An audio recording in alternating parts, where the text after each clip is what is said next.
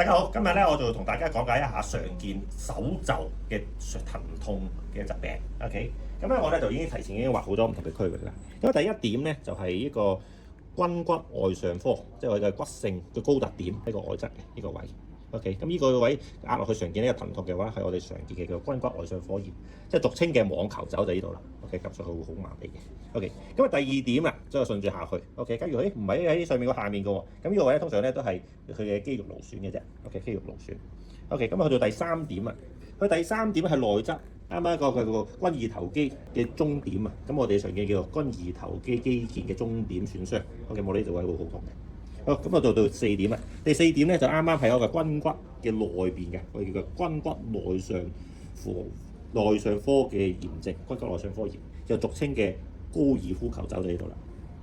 好，最後一點啦，就我哋嘅手臂嘅後端嗰度 ，OK 個尖 ，OK 我哋嘅鷹嘴 ，OK 呢度咧通常咧就我哋叫做一個滑囊炎嘅。